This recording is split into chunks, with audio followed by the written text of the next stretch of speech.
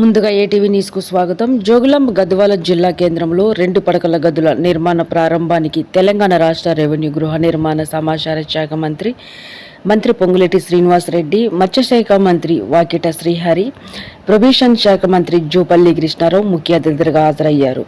ఈ సందర్భంగా మంత్రి పొంగులేటి శ్రీనివాసరెడ్డి మాట్లాడుతూ, గౌరవ కలెక్టర్ గారికి, గౌరవ ఎస్పీ గారికి, వివిధ శాఖల అధికారులు,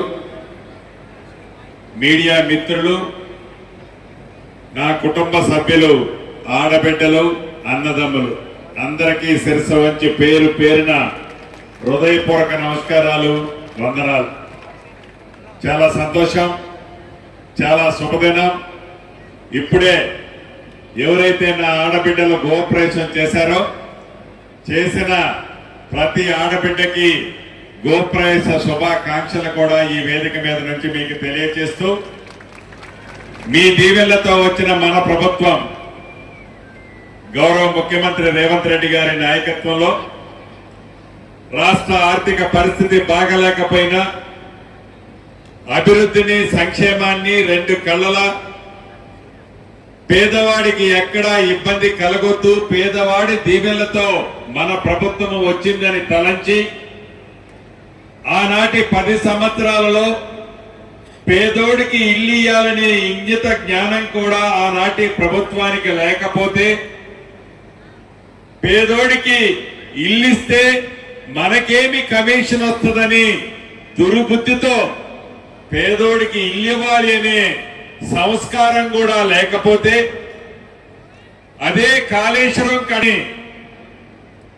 కోట్లాది రూపాయలు, లక్షల కోట్ల రూపాయలు కాళేశ్వరానికైతే కట్టడానికి డబ్బులు వచ్చాయి, కానీ పేదోడి ఆత్మ గౌరవానికి ప్రతి చిహ్నంగా కనపడే ఒక చిన్న ఇల్లు కూడా కట్టలేని ఆనాటి ప్రభుత్వం ప్రజలు గ్రహించి గడిచిన ఎన్నికల్లో ఇందిరమ్మ ప్రభుత్వాన్ని తెచ్చుకున్న తర్వాత ఆనాటి 10 సంవత్సరాలలో కృష్ణభవనన్నలాగా అక్కడ కొద్దిమంది, అక్కడ కొద్ది అరా కొర మొండి గోడలతో డబుల్ బెడ్రూమ్ ఇల్లు కట్టి వదిలేస్తే గౌరవ ముఖ్యమంత్రి రేవంత్ రెడ్డి గారిని ఒప్పించి బేషిజాలకి పోకుండా వాళ్ళు కట్టిన గోడలను మనం ఎందుకు పూర్తి చేయాలి అని ఆలోచించకుండా పేదవాడికి మంచి దొరుకుతుందని తలంచి ఆ మొండి గోడలతో ఉన్న ఆనాటి ఇళ్లనన్నిటినీ పూర్తి చేసి, ఆ పూర్తి చేసిన ఆ ఇళ్లే ఇప్పుడే మనం 1275 ఇళ్లు ఇంకా కొన్ని చివరి దశలో ఉన్నాయి.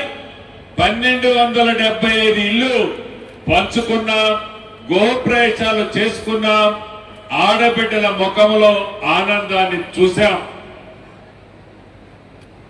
మీకు తెలియంది కాదు, రాష్ట్ర వ్యాప్తంగా ఎన్నికల ముందు ఏదైతే మన నాయకుడు రాహుల్ గాంధీ గారు కానీ, ఆనాటి పిసిసి అధ్యక్షులు, ఈనాటి గౌరవ ముఖ్యమంత్రి రేవంత్ రెడ్డి గారు కానీ, మేమందరం కూడా ప్రభుత్వం వచ్చిన తర్వాత పేదవాడికి ఇందిరమ్మ ప్రభుత్వం అంటేనే ఇందిరమ్మ ఇల్లు, ఇందిరమ్మ ఇల్లు అంటేనే ఇందిరమ్మ ప్రభుత్వం అని ఇచ్చిన మాట ప్రకారం మొదటి విడత రాష్ట్ర వ్యాప్తంగా 4.5 లక్షల ఇల్లు 22,500 కోట్లతో ప్రతి నియోజకవర్గానికి 3,500 ఇల్లు ఇచ్చే కార్యక్రమానికి శ్రీకారం చుట్టి, ఇందాక గత ప్రభుత్వంలో ఉన్న నాయకులు కారు కోతలు కూశారని చెప్పారు.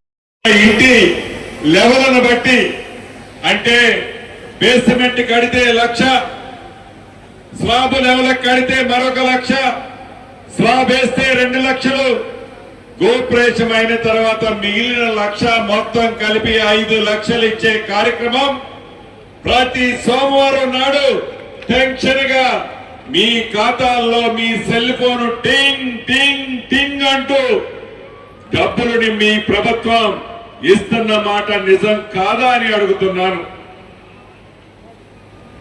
నా ఆడబిడ్డలు కొంతమందికి అనుమానం ఉంది.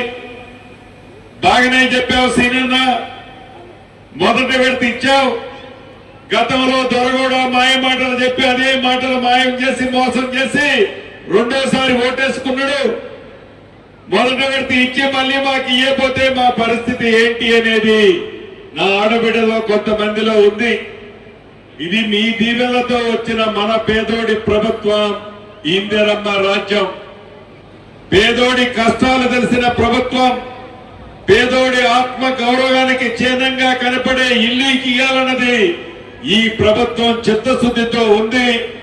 ఇంకా 3 విడతలు ఇస్తాం.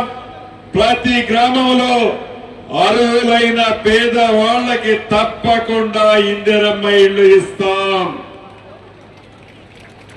అంతేకాదు, ఇప్పుడే కృష్ణమోహన్ చెప్పాడు, ఏదైతే ఈ నియోజకవర్గానికి ఇచ్చిన 3,500 ఇందిరమ్మ ఇళ్లలో 900 మంది నిరుపేదలు ఉన్నారన్న డాక్రా మహిళల గ్రూపుల నుంచి ప్రతి ఆడబిడ్డకి ₹1,00,000 ఇప్పించాను. ఇందాక చెల్లెమ్మ కూడా చెప్పింది, ₹1,00,000 ఇప్పించాము.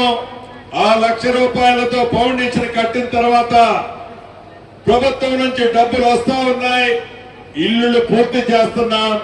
నా నియోజకవర్గంలో అంటే ఈ గద్వాల నియోజకవర్గంలో ఇప్పటికీ ₹9 కోట్ల 900 మందికి అడ్వాన్స్ కింద డాక్రా మహిళల నుంచి ఇప్పించారని చెప్పాడు. చాలా సంతోషం అనిపించింది. డాక్రా మహిళల గురించి కూడా మీకు ఒక విషయం చెప్పాలి. సోమవారం